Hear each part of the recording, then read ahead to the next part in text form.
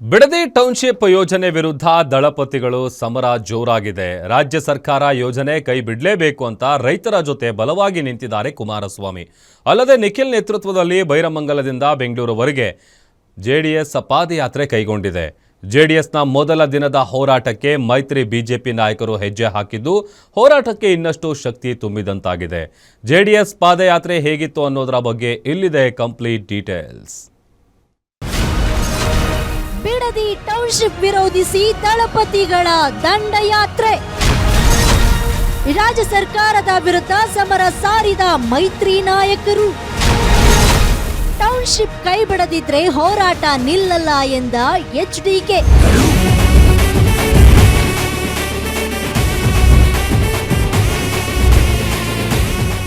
ಬೆಂಗಳೂರಿಗೆ ಅಲ್ಪ ದೂರದಲ್ಲಿ ಇರುವ ಬಿಡದಿಯಲ್ಲಿ ಟೌನ್ಶಿಪ್ ಮಾಡಲು ಡಿಕೆ ಶಿವಕುಮಾರ್ ನೇತೃತ್ವದ ಸರ್ಕಾರ ಮುಂದಾಗಿರೋದು ಎಲ್ರಿಗೂ ಗೊತ್ತಿದೆ. ಆದ್ರೆ ಈ ಟೌನ್ಶಿಪ್ ಆಗಬಾರದು ಅಂತ ಸತತ 118 ದಿನಗಳಿಂದ ಜೆಡಿಎಸ್ ಹೋರಾಟ ಮಾಡ್ತಾ ಇದೆ. ಜೆಡಿಎಸ್ ಹೋರಾಟಕ್ಕೂ ತಲೆ ಕೆಡಿಸಿಕೊಳ್ಳದೆ ಸಿಎಂ ಡಿಕೆ ಶಿವಕುಮಾರ್ ಭೂ ಸ್ವಾಧೀನಕ್ಕೆ ಅಧಿಸೂಚನೆ ಕೂಡ ಹೊರಡಿಸಿದ್ರು. ಆದ್ರೆ ಇದರ ಬಗ್ಗೆ ಹೆಚ್ಚು ಹೊತ್ತು ಕೊಟ್ಟ ಜೆಡಿಎಸ್ ಸದ್ಯ ಬೃಹತ್ ಪಾದಯಾತ್ರೆಗೆ ಮುಂದಾಗಿದ್ದಾರೆ.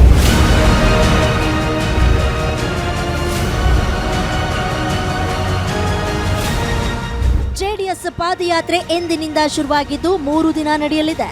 ಇವತ್ತಿನ ಪಾದಯಾತ್ರೆಗೆ ಕೇಂದ್ರ ಸಚಿವ ಕುಮಾರಸ್ವಾಮಿ ಚಾಲನೆ ನೀಡಿದ್ರು. ಇನ್ನು ಪಾದಯಾತ್ರೆಗೆ ಮಿತ್ರ ಪಕ್ಷ ಬಿಜೆಪಿ ಕೂಡ ಸಾಂಕೇತಿಕವಾಗಿ ಬೆಂಬಲ ನೀಡಿದ್ದು, ವಿಪಕ್ಷ ನಾಯಕ ಆರ್ ಅಶೋಕ್ ಕೂಡ ಕೆಲ ಕಾಲ ಪಾದಯಾತ್ರೆಯಲ್ಲಿ ಪಾಲ್ಗೊಂಡು ಕಾಂಗ್ರೆಸ್ ವಿರುದ್ಧ ಕಿಡಿಕಾರಿದ್ರು. ಇನ್ನು ಟೌನ್ಶಿಪ್ ವಿರೋಧಿಸುತ್ತಲೇ ಬಂದ ಕುಮಾರಸ್ವಾಮಿ ಕೂಡ ಮಾತನಾಡಿ, ಬೆಂಗಳೂರಿನಲ್ಲಿ ಒತ್ತಡ ಕಡಿಮೆ ಮಾಡಲು ನಾನು ಟೌನ್ಶಿಪ್ ಚಿಂತನೆ ಮಾಡಿದ್ದೆ. ರೈತರು ಇದಕ್ಕೆ ವಿರೋಧ ಮಾಡಿದ್ರಿಂದ ಕೈಬಿಟ್ಟೆ. ಆದ್ರೆ ಈಗ ಸಿಎಂ ಡಿಕೆಶಿ ಮುಂದುವರಿಸ್ತಾ ಇದ್ದಾರೆ. ಸರ್ಕಾರ ಈ ಟೌನ್ಶಿಪ್ ಕೈ ಬಿಡಬೇಕು ಎಂದ್ರು. ನಿಖಿಲ್ ಕುಮಾರಸ್ವಾಮಿ ಮಾತನಾಡಿ, ನಾವು ರಾಜಕೀಯಕ್ಕಾಗಿ ಪಾದಯಾತ್ರೆ ಮಾಡ್ತಾ ಇಲ್ಲ. ನಮ್ಮ ಕುಟುಂಬ ಯಾವಾಗಲೂ ರೈತರ ಪರವಾಗಿದೆ.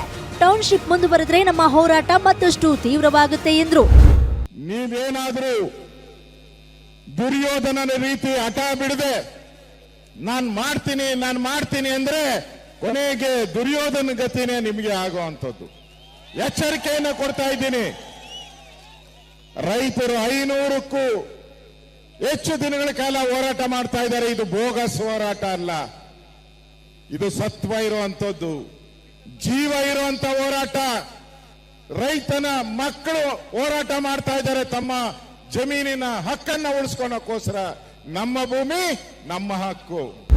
ಬಹುಶಃ ಯಾರಾದರೂ 2006ರಲ್ಲಿ ಹಿರಿಯರು ಈ ಭಾಗದಲ್ಲಿ ಇನ್ನೂ ಉಳಿದಿದ್ರೆ ಅವರಿಗೆ ವಿಷಯ ಗೊತ್ತಿದೆ. ಬಹುಶಃ 2006 ಈ ಒಂದು ಯೋಜನೆ ಪ್ರಾರಂಭ ಮಾಡಬೇಕು ಅಂತಕ್ಕಂಥದ್ದು ನಾವೇನಿಟ್ಟಿರಲಿಲ್ಲ. ನಿನ್ನೆ ದಿನ ನಾನು ಯಾವ ಬೆಂಗಳೂರು ಮೈಸೂರು ರಸ್ತೆ BMICPA ಪ್ರಾಜೆಕ್ಟ್ನ ಬಗ್ಗೆ ಅವತ್ತು ಒಂದು ತೀರ್ಮಾನ ಏನಾಗಿತ್ತು, ಆ ತೀರ್ಮಾನದ ಪ್ರಕಾರ 5 ಟೌನ್ಶಿಪ್ಗಳನ್ನು ಮಾಡ್ತಕ್ಕಂಥ ಒಂದು ಕಾರ್ಯಕ್ರಮ ಏನಿತ್ತು, ಅದು ಯಾವುದನ್ನೂ ಮಾಡದೆ ಬೆಂಗಳೂರು ನಗರದಲ್ಲಿ ಒತ್ತಡಗಳೇನಿತ್ತು ಆ ಒತ್ತಡಗಳನ್ನು ಸರಿಪಡಿಸಲಿಕ್ಕೆ ಏನು ಮಾಡಬಹುದು ಅಂತ ಹೇಳಿ ಕೆಲವು ಪ್ರಪೋಸ್ಗಳನ್ನು ಇಟ್ಟಂಥದ್ದು.